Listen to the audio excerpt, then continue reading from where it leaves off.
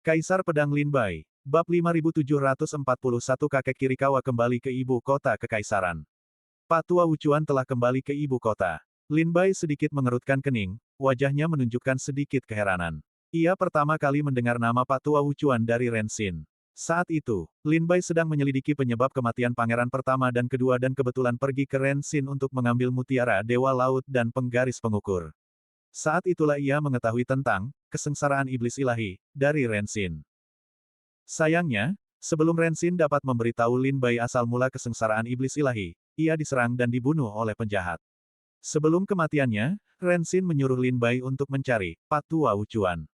Implikasi dalam kata-katanya tampaknya adalah bahwa Patua Wuchuan mengetahui cerita di baliknya. Ketika Lin Bai mengambil dokumen di ruang rahasia divisi Zhaoxing, ia juga menemukan bahwa kematian pangeran pertama dan kedua telah diselidiki oleh Kaisar Chu, yang telah mengirimkan kepala ahli alkimia dan kepala pembuat senjata Paviliun Tianji. Saat itu, kepala pembuat senjata Paviliun Tianji adalah Patua Wuchuan. Namun 1000 tahun yang lalu, Patua Wuchuan pensiun dan kembali ke kampung halamannya, mengundurkan diri dari jabatannya sebagai kepala pembuat senjata Paviliun Tianji. Setelah itu, dia tidak pernah muncul lagi di ibu kota. Lin Bai berencana mencari kesempatan untuk meninggalkan ibu kota dan mengunjungi Wu Chuanweng. Tanpa diduga, Qiao Mo dan Qin Yao mengatakan bahwa Wu Chuanweng telah kembali ke ibu kota dan telah diangkat kembali sebagai kepala pembuat senjata Paviliun Misteri Surgawi.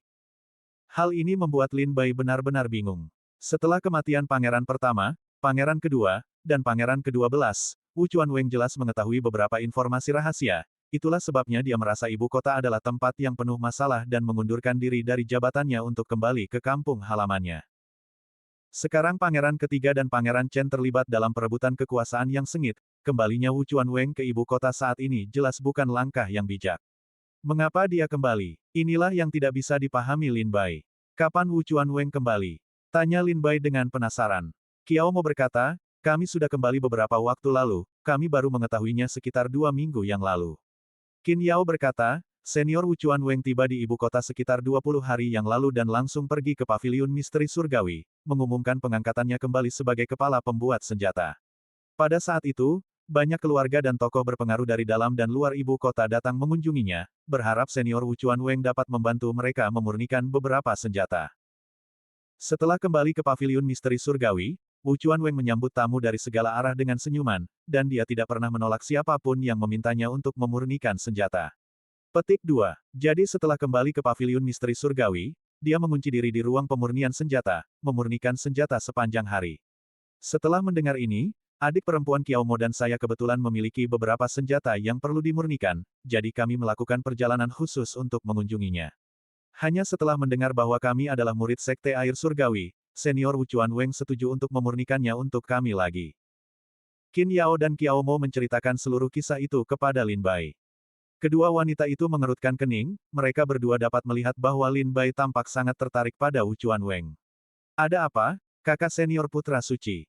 Qin Yao dan Qiao Mo memandang Lin Bai dengan curiga, seolah-olah menyadari betapa Lin Bai menghargai senior Wu Chuanweng. Aku juga punya senjata yang perlu dimurnikan. Aku akan mengunjungi senior ini suatu saat nanti. Lin Bai tersenyum ringan. Terlepas dari alasan Wu Chuanweng kembali ke ibu kota, Lin Bai tidak bisa membiarkan kesempatan emas ini terlewat begitu saja. Jika dia bisa mempelajari sesuatu dari Wu Chuanweng tentang penyebab kematian pangeran pertama dan kedua, atau bahkan tentang kesengsaraan iblis ilahi, itu mungkin akan membantu Lin Bai mengungkap misteri kematian mereka. Pagi berikutnya, ditemani oleh Qiao Mo dan Qin Yao, Lin Bai menaiki kereta yang ditarik rusa menuju Paviliun Misteri Surgawi. Kereta yang ditarik rusa itu ditarik oleh rusa roh penunggang awan. Awalnya, Sekte Air Surgawi tidak memiliki kendaraan resmi di dalam ibu kota. Beberapa hari yang lalu, Yang Mulia Pangeran Chen datang mengunjungi Lin Bai dan mendapati bahwa Lin Bai tidak memiliki kereta, jadi beliau meninggalkan kereta yang ditarik rusa untuk digunakan Lin Bai sebagai alat transportasi di dalam ibu kota. Gambar. Di dalam ibu kota, susunan sihir ada di mana-mana. Banyak murid dilarang terbang, sehingga bahkan seniman bela diri di alam buah Dao Luo Agung hanya bisa berjalan di tanah. Meskipun seniman bela diri seperti Lin Bai di alam buah Dao Tai memiliki stamina yang baik dan dapat menempuh 1000 mil sehari, berjalan tetap saja terlalu melelahkan. Kereta rusa melangkah awan mendarat di depan Paviliun Misteri Surgawi, dan Lin Bai, bersama Qiao Mo dan Qin Yao, turun. Seorang utusan yang menjaga Paviliun Misteri Surgawi, melihat asal-usul kereta rusa melangkah awan yang luar biasa, segera datang untuk menyambut mereka. Melihat Lin Bai keluar dari kereta, utusan itu membungkuk dengan hormat, "Salam, Menteri Lin Bai." "Tidak perlu formalitas," kata Lin Bai dengan tenang. "Mendengar bahwa senior Wu Chuanweng telah kembali ke paviliun misteri surgawi, saya datang khusus untuk memberi hormat. Mohon beritahu beliau." Jadi Menteri Lin Bai juga datang untuk senior Wu Chuanweng. "Silakan datang ke ruang penerimaan untuk minum teh, Menteri Lin Bai. Saya akan segera pergi dan memberitahu senior Wu Chuanweng." Utusan itu membawa Lin Bai dan Qiao Mo ke ruang resepsi untuk minum teh. Kemudian ia segera pergi untuk memberitahu senior Wu Chuanweng. Utusan itu sudah terbiasa dengan hal ini. Sejak tetua Wu Chuan kembali ke ibu kota, semua keluarga besar dan tokoh berpengaruh di dalam dan di luar ibu kota telah berbondong-bondong mendatanginya. Semuanya ingin dia menempa senjata. Dalam setengah bulan terakhir, tetua Wu Chuan telah mengabulkan setiap permintaan. Siapapun yang memintanya untuk menempa senjata, dia akan menerimanya. Ini memberi banyak praktisi bela diri di paviliun misteri surgawi ilusi bahwa tetua Wu Chuan lebih suka tinggal di ruang penempaan senjata daripada tetap tinggal di ibu kota. Di aula resepsi paviliun misteri surgawi, Lin Bai, Qiao Mo, dan Qin Yao duduk untuk minum teh. Qin Yao sedikit mengerutkan kening dan bertanya, "Kakak senior putra suci, Anda masih belum memberitahu kami apa yang Anda inginkan dari tetua Wu Chuan." Lin Bai tersenyum, "Bukankah sudah kukatakan? Aku ingin menempa senjata." Qin Yao dan Qiao Mo saling bertukar pandang, senyum mereka misterius dan aneh. Jelas, tidak satu pun dari mereka yang percaya omong kosong Lin Bai. "Apa, kalian tidak percaya padaku?" Lin Bai sepertinya memperhatikan ekspresi aneh di wajah kedua wanita itu dan bertanya dengan senyum masam. Qiao Mo berkata, "Jelas itu tidak benar." Lin Bai tersenyum tipis. Qiao Mo dan Qin Yao telah menghabiskan terlalu banyak waktu bersamanya, mereka sudah bisa menebak pikiran Lin Bai. Sejak Lin Bai menyebutkan akan meminta Wu Chuanweng untuk menempa senjata, Qiao Mo dan Qin Yao tahu bahwa Lin Bai jelas tidak berniat untuk menempa senjata. "Jika orang lain bertanya, katakan saja begitu," kata Lin Bai. Melihat bahwa Lin Bai tidak mau mengatakan lebih banyak, Qin Yao dan Qiao Mo tidak mendesaknya lebih lanjut. Tidak lama kemudian, utusan yang pergi untuk memberitahu Wu Chuanweng kembali dengan cepat, menangkupkan tangannya dan berkata, "Menteri Lin Bai, senior Wu Chuanweng mengundang Anda." Lin Bai mengangguk dan mengikuti utusan itu bersama Qiao Mo dan Qin Yao. Mereka tiba di halaman belakang paviliun misteri surgawi. Seorang pria tampan tersenyum kepada Lin Bai dan yang lainnya. Utusan itu memperkenalkan, "Ini Meng Ye, murid utama senior Wu Chuanweng." Ketiga orang ini berasal dari Sekte Tianshui. Sebelum utusan itu selesai bicara, pria tampan itu tersenyum dan menangkupkan tangannya, berkata, "Lin Bai, putra suci Sekte Tianshui, menyapa Anda." Lin Bai membalas salam itu dan berkata, "Saudara Meng, apakah Anda mengenal saya?" Meng Ye terkekeh, "Meskipun saya telah lama meninggalkan ibu kota, nama putra suci Lin Bai telah tersebar di seluruh kerajaan Chu. Siapa yang tidak mengenal putra suci Lin Bai? Putra suci Lin Bai, silakan ikuti saya. Tuan saya sedang menunggu Anda," kata Meng Ye sambil tersenyum. Bab 5742 Harta Karun Ajaib Surga Gua. Labu berkulit kuning. Setelah mengantar Lin Bai, Qiao Mo, dan Qin Yao ke halaman belakang, utusan itu pamit. "Putra suci Lin Bai, silakan lewat sini." Meng Ye mengambil labu kuning dari pinggangnya, melafalkan mantra, ujung jarinya bersinar dengan cahaya spiritual. Sesaat kemudian, penutup labu itu dilepas, dan seberkas cahaya terang menyembur keluar dari dalamnya. "Ini, harta karun sihir gua surga." Mata Lin Bai, Qiao Mo, dan Qin Yao berbinar, mereka semua mengenalinya sebagai harta karun sihir gua surga. Harta karun sihir gua surga sangat langka bahkan di alam iblis dan alam roh, biasanya hanya dimiliki oleh kekuatan dan ahli terkuat di alam tersebut. Hanya para ahli senjata paling terampil di alam iblis dan alam roh yang dapat menempanya. Penempaan harta karun sihir gua surga sangat kompleks, tetapi kegunaannya tak terbatas. Di dalam gua surga, terdapat ruang tertutup. Aturannya dikendalikan oleh seniman bela diri, satu kata dapat menciptakan segala sesuatu, satu pikiran dapat memadamkan siklus reinkarnasi. Ketika Lin Bai pergi ke gerbang langit dan bumi untuk berpartisipasi dalam diskusi Dao dan kompetisi seni bela diri, dia menaiki kereta rusa putih milik Xiao Changsheng, yang merupakan harta sihir gua surga. Sekarang, labu kuning yang dikeluarkan Meng Ye juga merupakan harta sihir gua surga. "Putra suci Lin Bai, guruku mengundangmu untuk masuk," kata Meng Ye sambil tersenyum. Qiao Mo dan Qin Yao saling bertukar pandang, alis mereka sedikit berkerut, merasa gelisah. Memasuki harta sihir gua surga sama artinya dengan memasuki wilayah Wu Chuanweng.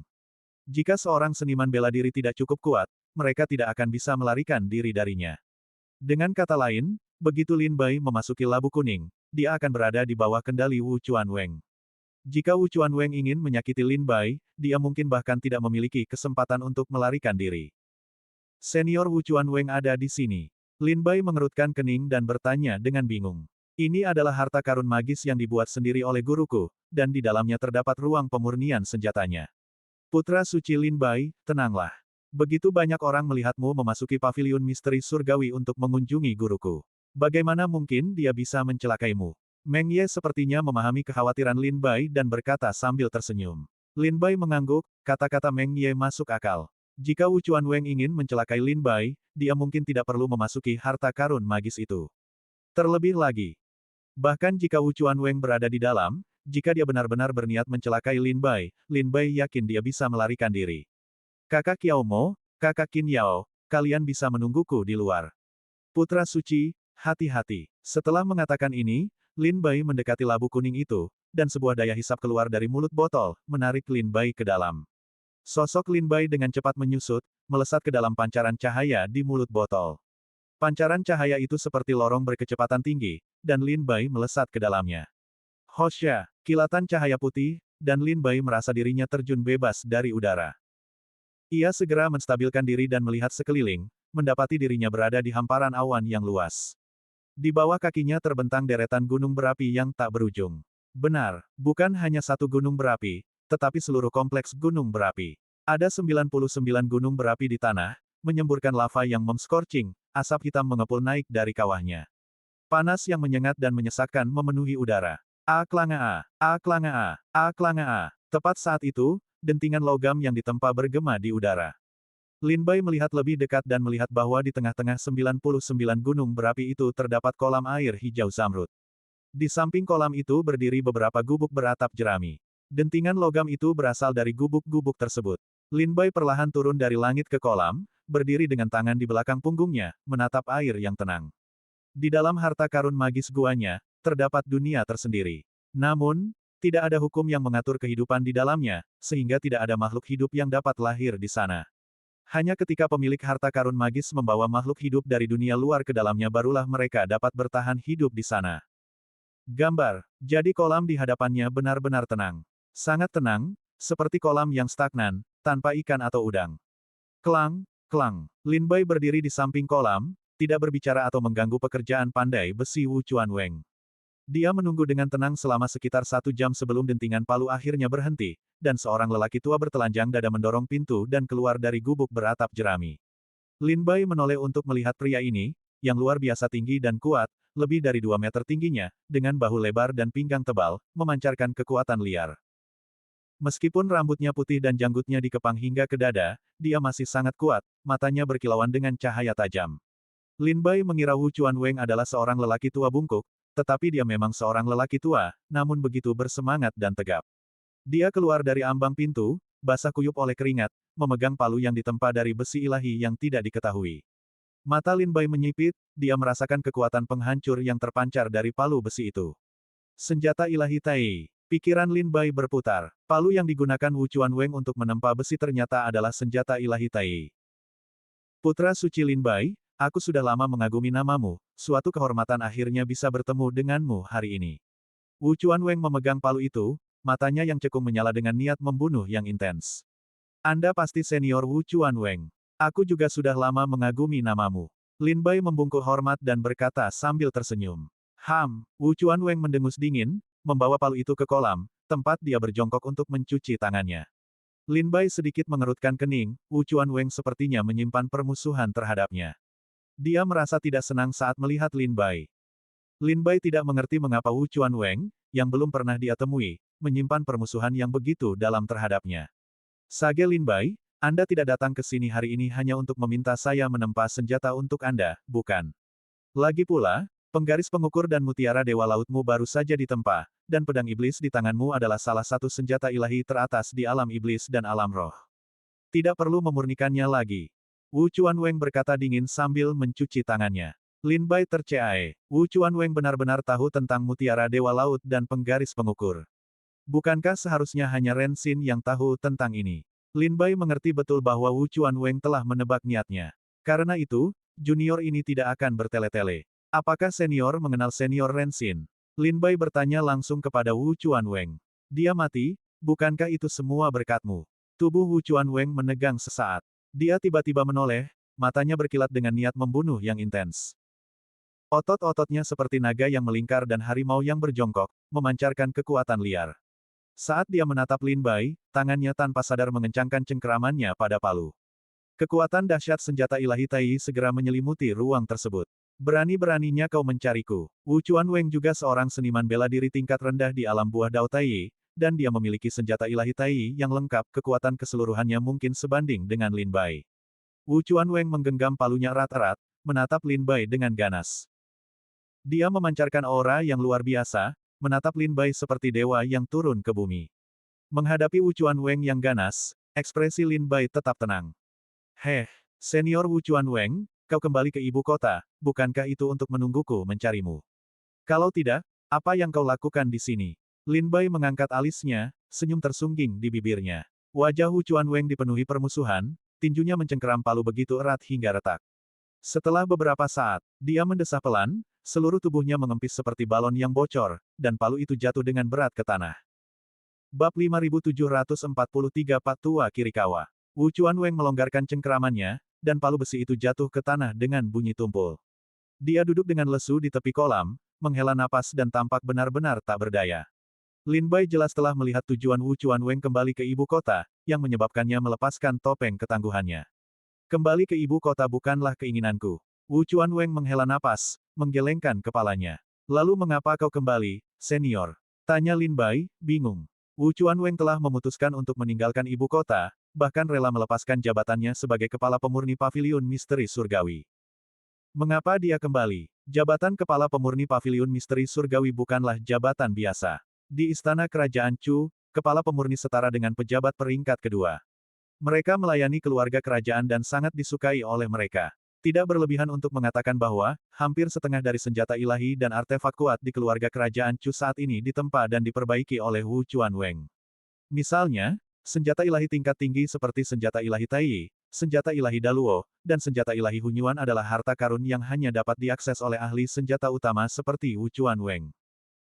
Keluarga kerajaan pasti menaruh kepercayaan dan ketergantungan yang luar biasa pada Wu Chuanweng, dan kepergian tokoh penting seperti itu pasti akan menjadi kerugian bagi keluarga kerajaan Chu. Saat itu, Wu Chuanweng pasti telah berusaha keras untuk meninggalkan ibu kota. Bagaimana mungkin dia bisa kembali ke ibu kota? Aku diperintahkan untuk kembali, dan aku tidak punya pilihan selain melakukannya.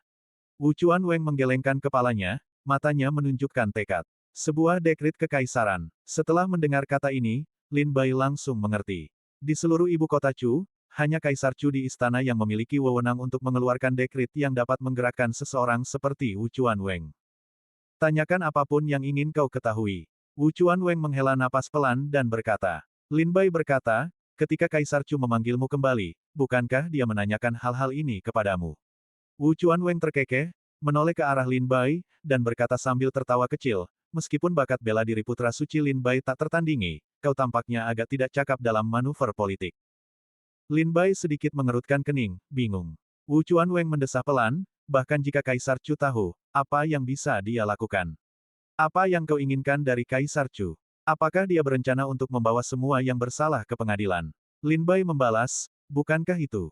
Hahaha. Wu Chuanweng tertawa terbahak-bahak, menggelengkan kepalanya, putra suci Lin Bai, kau perlu memahami satu hal, tidak ada keadilan mutlak di dunia ini, juga tidak ada hitam dan putih mutlak.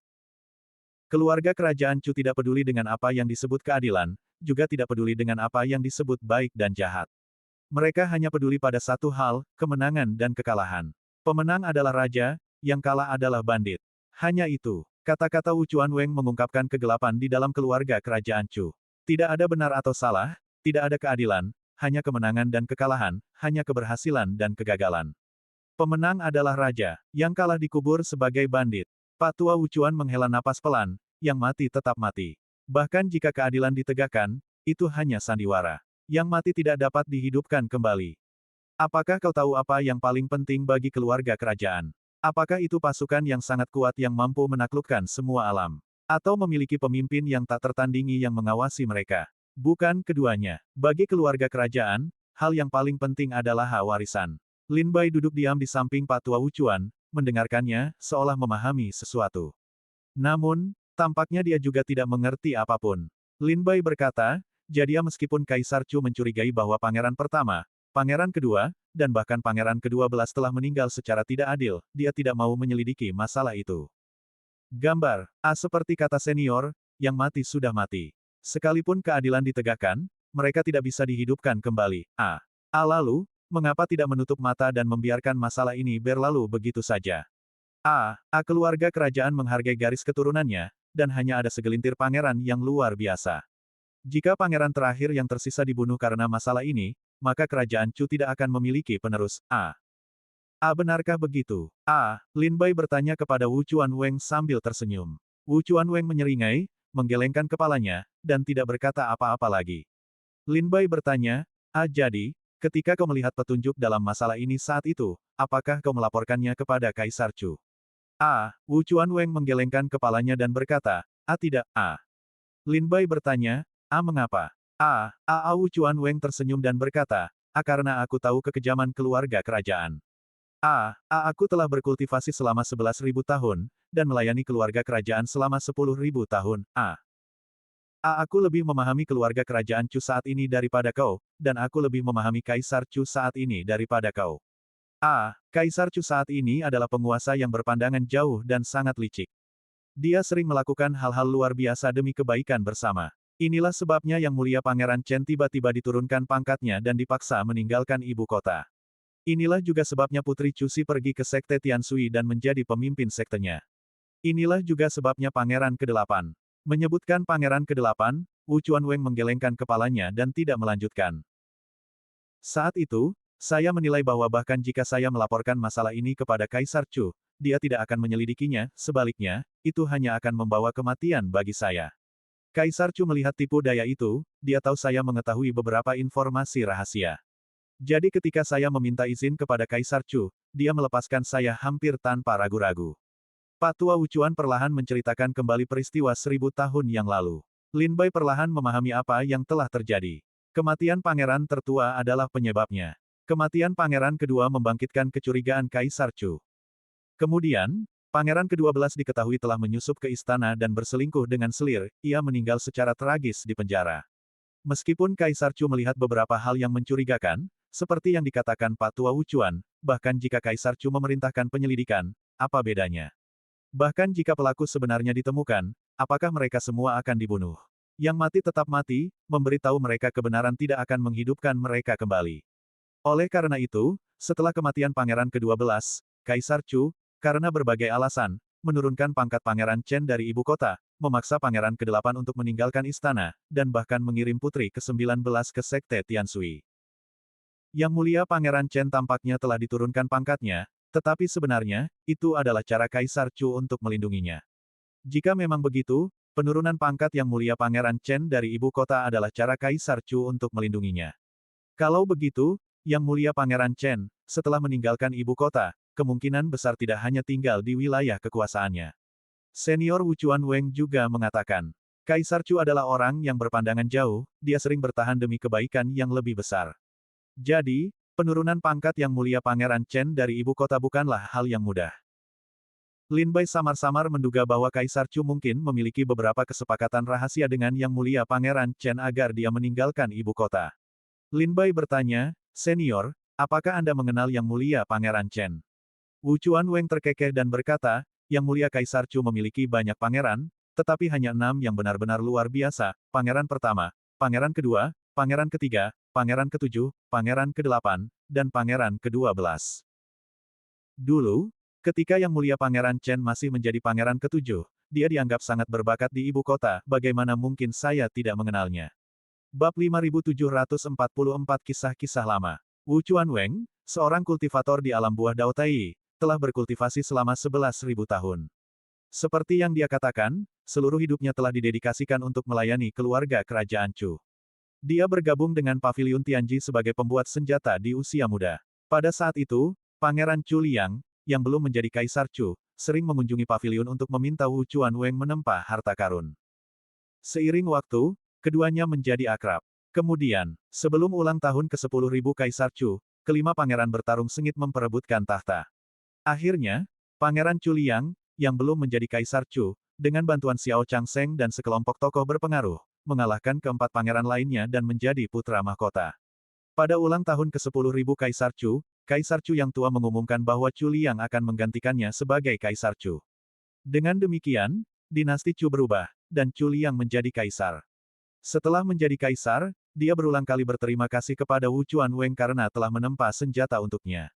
Dengan dukungan Wu Chuanweng, keterampilan Wu Chuanweng dalam menempa senjata meningkat pesat, akhirnya membawanya menjadi kepala ahli senjata Paviliun Tianji. Wu Chuanweng perlahan berkata, 5.000 tahun setelah Kaisar Chu naik tahta, dunia damai, tanpa masalah internal dan tanpa ancaman eksternal. Pada saat ini, Kaisar Chu dapat berkonsentrasi pada pembinaan generasi penerus berikutnya. Oleh karena itu, Kaisar Chu merekrut banyak pangeran untuk haremnya, dan kemudian ada pangeran pertama, pangeran kedua, pangeran ketiga, dan banyak pangeran lainnya. Para pangeran ini semua suka meminta saya untuk membuat beberapa pernak-pernik untuk mereka. Saya membuat mainan untuk mereka ketika mereka masih kecil, dan saya membuat senjata ilahi untuk mereka ketika mereka dewasa. Saya cukup mengenal semua pangeran. Petik 2. Tetapi jika saya harus mengatakan pangeran mana yang paling menakjubkan bagi saya, itu adalah Pangeran ke-7. Lin Bai mengangkat alisnya, pangeran ke-7 adalah Yang Mulia Pangeran Chen. Wu Chuanweng berseru takjub, Pangeran ke-7 sangat cerdas dan berbakat. Dia memiliki mata ilahi penyembuh langit, yang memungkinkannya melihat bahaya dunia dan memahami semua perubahannya. Dalam hal bakat bela diri, dia adalah yang paling menonjol di antara semua pangeran. Bahkan pangeran pertama, pangeran kedua, pangeran ketiga, pangeran ke-8, dan pangeran ke-12 pun tidak ada apa-apanya dibandingkan dia. Tahun itu, ibu pangeran ke-7 membawanya kepadaku. Dia baru berusia 6 tahun, namun dia memberiku sebuah masalah yang hingga hari ini masih belum terpecahkan. Saat itu, aku tahu bahwa pangeran ke-7 bukanlah orang biasa. Lin Bai bertanya dengan penasaran, masalah apa? Wu Chuanweng tersenyum dan berkata, dia berkata dia ingin aku menempa pedang yang bisa membelah dunia dan perisai yang bisa menahan semua serangan. Aku bertanya kepadanya mengapa dia ingin menempa kedua benda itu. Dia berkata dia ingin menggunakan pedang yang tak terkalahkan itu untuk membelah perisai yang tak terkalahkan itu. Aku sudah bilang padanya, selalu ada orang yang lebih mampu darimu, dan selalu ada sesuatu di luar pemahamanmu. Tidak ada pedang yang benar-benar tak terkalahkan, atau perisai yang benar-benar tak bisa dihancurkan. Tapi dia bilang dia tidak percaya. Dia bersikeras bahwa pasti ada pedang di dunia ini yang bisa menghancurkan segalanya, dan pasti ada perisai yang tak bisa dihancurkan. Dia juga bilang padaku dia pasti akan menemukan pedang itu, menemukan perisai itu, dan membawanya kembali kepadaku untuk membuktikannya. Patua Wuchuan tersenyum puas saat mengatakan ini. Dia menatap Lin Bai dan berkata, dulu, matanya jernih dan dalam, seperti langit berbintang, gelap dan tanpa kehidupan namun mempesona dan menawan. Aku bertanya-tanya apakah, setelah bertahun-tahun ini, dia telah menemukan pedang yang bisa menghancurkan segalanya, atau perisai yang bisa dihancurkan. Lin Bai duduk di tepi kolam, mengobrol dengan Patua Wuchuan tentang banyak cerita lama. Dia telah mendedikasikan hidupnya untuk melayani keluarga kerajaan, dan sebagian besar kenangannya terkait dengan mereka. Lin Bai bertanya, karena Yang Mulia Pangeran Chen begitu luar biasa, mengapa pangeran pertama dan kedua meninggal lebih dulu? Mengapa mereka tidak berurusan dengan pangeran ke-7 terlebih dahulu? Wu Chuanweng terkekeh, alasannya lebih sederhana. Jika Anda bisa melihat Yang Mulia Pangeran Chen 1000 tahun yang lalu, Anda akan mengerti. Petik 2. Meskipun Yang Mulia Pangeran Chen memiliki bakat bela diri yang tak tertandingi, pikirannya sepenuhnya berada di tempat lain, bukan di istana atau kerajaan Chu. Seperti yang dia katakan, dia hanya ingin menemukan pedang yang dapat menghancurkan segala sesuatu di bawah langit. Untuk menemukan perisai yang tak dapat dihancurkan, dia tidak tertarik pada hal lain. Dia sama sekali tidak menghargai tahta. Itu salah satu alasannya, karena Yang Mulia Pangeran Chen tidak tertarik pada tahta pada saat itu. Seseorang yang tidak tertarik pada tahta tentu saja tidak dapat menjadi ancaman. Ada alasan kedua. Petik 2. Pangeran pertama dan kedua adalah yang tertua dari semua pangeran, dan bakat bela diri mereka tidak kalah dengan Yang Mulia Pangeran Chen. Yang terpentingnya mereka memiliki keluarga Chen dan istana teratai suci sebagai pendukung mereka. Selama keluarga Chen dan Istana Teratai Suci bersedia membantu, semua orang tahu bahwa posisi di masa depan akan menjadi milik pangeran pertama atau pangeran kedua. Pangeran pertama dan pangeran kedua secara alami akan menjadi sasaran serangan semua orang. Lin Bai mengangguk dengan kesadaran yang tiba-tiba, akhirnya memahami hubungan rumit yang terlibat. Wu Chuanweng melanjutkan, setelah pangeran pertama dan kedua meninggal, para pengikut dan individu berbakat mereka hampir semuanya berkumpul di bawah komando pangeran ketujuh, mendesaknya untuk berpartisipasi dalam perebutan tahta. Tetapi pangeran ketujuh dengan sopan menolak dan mengusir mereka. Petik 2. Pada saat itu, pangeran ketujuh masih tidak berniat untuk memperebutkan tahta. Yang mengubah pangeran ketujuh dan membuatnya memutuskan untuk berpartisipasi adalah pangeran lain. Mata Lin Bai berbinar, dan dia tersenyum, berkata, pangeran ke-12. Wu Chuanweng tertawa, benar, pangeran ke-7, ke-8, dan ke-12 sangat dekat. Sebelum kejadian itu, mereka biasa mencuri ayam dan anjing bersama di ibu kota, menjalani kehidupan tanpa beban. Setelah pangeran pertama dan kedua meninggal, pangeran ke-12 didorong ke sorotan publik untuk berpartisipasi dalam perebutan tahta. Tidak lama kemudian, skandal yang melibatkan keluarga kerajaan meletus. Pangeran ke-12 meninggal secara tragis di penjara. Mungkin karena Yang Mulia Pangeran Chen ingin membalaskan dendam pangeran ke-12, atau mungkin Yang Mulia Pangeran Chen telah menyadari sesuatu. Bagaimanapun, dia kembali ke ibu kota dan mulai memperebutkan tahta. Pak Tua Wuchuan terkekeh pelan, senyumnya bercampur dengan kepahitan dan ketidakberdayaan. Dia mengeluarkan sebotol minuman keras dari suatu tempat dan mulai meminumnya sendiri. Lin Bai duduk di sampingnya, tetapi Pak Tua Wuchuan tidak menawarinya setetes pun, membuat Lin Bai terdiam. Apakah ini caramu memperlakukan tamu? Kilatan tajam muncul di mata Lin Bai saat dia bertanya, bagaimana pangeran pertama dan pangeran kedua meninggal. Pak Tua Wuchuan berhenti sejenak, ekspresinya sedikit menegang, sebelum berkata, apa yang Ren Xin katakan padamu? Menyebut nama Ren Xin menimbulkan rasa sedih di hati Lin Bai. Jika dia tidak tanpa henti mengejar penyebab kematian pangeran pertama dan kedua, mungkin senior Ren Xin tidak akan menemui akhir yang tragis seperti itu. Senior Ren Xin berkata mereka tampaknya meninggal karena semacam racun aneh di lembah serangga perbatasan selatan, malapetaka ilahi dan iblis. Sayangnya, senior Ren Xin tidak menyelesaikan ceritanya sebelum dia dibunuh secara brutal. Nada suara Lin Bai diwarnai kesedihan. Wu Chuanweng berkata kepada Lin Bai, pangeran pertama dan kedua jelas tidak meninggal karena penyimpangan Qi. Seperti yang dikatakan Ren Xin, mereka meninggal karena cobaan para dewa dan iblis. Bab 5745 daging dan darah berubah menjadi abu, meninggalkan kerangka. Seperti yang dikatakan Ren Xin, pangeran pertama dan pangeran kedua memang meninggal karena kesengsaraan iblis ilahi. Wu Chuanweng menjawab dengan keyakinan yang luar biasa. Mata Lin Bai berbinar, dan dia bertanya, bagaimana kau tahu? Dia belum pernah melihat kesengsaraan iblis ilahi, dan dia juga tidak tahu apa efek racun ini. Wu Chuanweng terkekeh dan berkata, putra suci Lin Bai, apakah kau tahu tentang kesengsaraan iblis ilahi? Lin Bai menarik napas dalam-dalam dan berkata, setelah mengetahui tentang kesengsaraan iblis ilahi dari senior Ren Xin, saya pergi untuk menyelidikinya. Kesengsaraan iblis ilahi adalah salah satu dari 75 racun Raja Lembah Serangga Perbatasan Selatan. Petik 2. Racun ini diciptakan 500.000 tahun yang lalu oleh 9 ahli pertapa dari Lembah Serangga Perbatasan Selatan yang mengasingkan diri. Racun ini tidak berwarna, tidak berbau, tidak berbentuk, dan tidak berwujud, seperti gumpalan asap transparan. Setelah memasuki tubuh seorang seniman bela diri, tidak ada gejala yang jelas, seniman bela diri tidak akan merasakan ketidaknyamanan apapun. Racun ini akan tetap tidak aktif di dalam tubuh pendekar bela diri untuk waktu yang lama, seperti pemburu terampil, menunggu saat yang paling tepat untuk memberikan pukulan fatal kepada inangnya. Atau, ketika pendekar bela diri sedang bertarung melawan musuh, racun itu akan tiba-tiba meletus, atau ketika pendekar bela diri sedang menembus alam dalam pengasingan, racun itu akan tiba-tiba meletus. Racun ini dianggap sebagai warisan yang sangat penting di Lembah Serangga Perbatasan Selatan, dan hanya murid inti Lembah Serangga Perbatasan Selatan yang dapat bersentuhan dengannya. Lin Bai perlahan menceritakan kepada Wu Chuanweng tentang kesengsaraan iblis ilahi yang telah diperolehnya. Wu Chuanweng tersenyum tegas, kau memperoleh informasi ini dari ruang rahasia arsip divisi Shaoxing, bukan?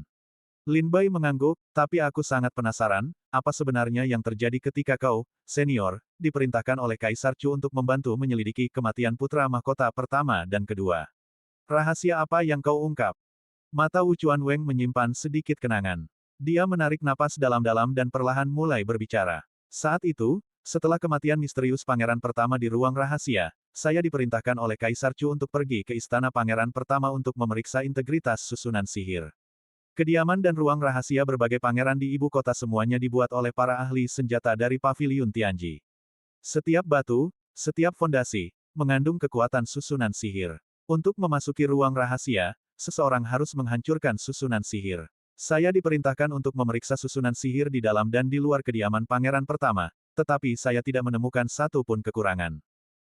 Ini cukup untuk membuktikan bahwa Pangeran Pertama meninggal di ruang yang sepenuhnya tertutup. Sebagai putra sulung Kaisar Chu, kediaman Pangeran Pertama dibuat oleh para pengrajin terampil dari Paviliun Misteri Surgawi. Jika semua susunan sihir di dalam kediaman Pangeran Pertama diaktifkan secara bersamaan, bahkan seorang seniman bela diri di alam buah Dao Hunyuan pun tidak akan mampu masuk. Setelah kematian Pangeran Pertama, Kaisar Chu segera memanggil Tetua Wuchuan untuk membantu penyelidikan. Tugas utama Tetua Wuchuan adalah memeriksa apakah susunan sihir di dalam dan di luar kediaman Pangeran Pertama masih utuh. Namun, setelah penyelidikan oleh Tetua Wuchuan dan puluhan ahli senjata terkemuka pada saat itu, ditemukan bahwa susunan sihir di dalam dan di luar kediaman Pangeran Pertama tidak memiliki kekurangan sama sekali. Pangeran Pertama memang meninggal di ruang tertutup. Lin Bai bertanya, lalu bagaimana Anda menemukan kesengsaraan iblis ilahi, senior? Tetua Wuchuan berkata, dari mayat Pangeran Pertama. Lin Bai tidak mengerti dan bertanya dengan penasaran, apa maksudmu? Tetua Wuchuan berkata dengan lembut, setelah Pangeran Pertama meninggal, Ren Xin dan akulah yang bertanggung jawab membangun makamnya. Makam mungkin lebih umum di alam fana. Namun, itu juga cukup umum di alam iblis dan alam roh. Biasanya, hanya setelah kematian tokoh-tokoh yang sangat dihormati dan berkuasa, makam mereka dibangun oleh keturunan mereka. Seniman bela diri biasa, di sisi lain, hanya dikuburkan di suatu tempat. Gambar, hanya para ahli bela diri di alam buah Tai Dao, seperti anggota keluarga kerajaan Chu atau anggota dari 5 keluarga dan 7 sekte Chu, yang akan memiliki makam khusus yang dibangun untuk mereka. Ada jenis makam lain, yang disebut makam kekuatan ilahi agung. Makam ilahi Void yang dikunjungi Lin Bai ketika ia memulai jalan Void kuno bersama sekte bulan jahat adalah makam kekuatan ilahi agung tempat seorang tokoh besar kuno dimakamkan. Wu Chuanweng berkata dengan suara rendah, pada hari pemakaman putra mahkota, Kaisar Chu, anggota keluarga kerajaan Chu yang berpengaruh, dan para menteri istana Chu semuanya berkumpul di depan makam. Setelah anggota keluarga kerajaan mengucapkan selamat tinggal, Ren Xin dan aku perlu menutup peti mati dan membuat keputusan akhir, jadi kami memasang susunan sihir di sekitar peti mati. Saat kami sedang menyempurnakan peti mati, kami terkejut menemukan, kepulan asap hitam membubung dari tubuh putra mahkota.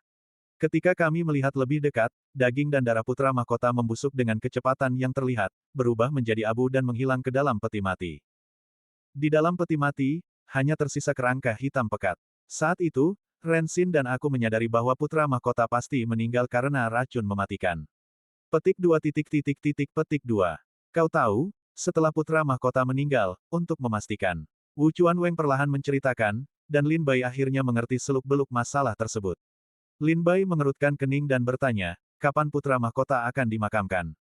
Wu Chuanweng menjawab, sekitar setengah bulan lagi. Lin Bai bertanya, setelah kau menemukan petunjuk ini, mengapa kau tidak memberitahu Kaisar Chu? Wu Chuanweng terkekeh, sudah kukatakan padamu, Kaisar Chu adalah orang yang berpandangan jauh. Demi kebaikan yang lebih besar, dia bisa menanggung penghinaan. Kami pikir memberitahu dia tidak akan menimbulkan terlalu banyak kehebohan. Kedua, kami menduga Pangeran Pertama meninggal karena racun, tetapi kami tidak memiliki bukti. Lagi pula, setelah kematian Pangeran Pertama, beberapa pangeran kerajaan dan Ye Dan yang bertanggung jawab untuk memeriksa tubuhnya apakah ada racun. Kesimpulan Ye Dan yang saat itu adalah, tidak ada racun di tubuh Pangeran Pertama. Kau kenal Ye Dan yang, kan? Tanya Wu Chuanweng kepada Lin Bai. Lin Bai menyipitkan matanya dan berkata, Ye Dan yang, kepala ahli alkimia Paviliun Misteri Surgawi. Wu Chuanweng berkata, benar. Di dalam Paviliun Misteri Surgawi, dalam hal pembuatan senjata dan formasi susunan, aku lebih unggul, tetapi dalam hal alkimia dan detoksifikasi, Ye Dan yang tak tertandingi.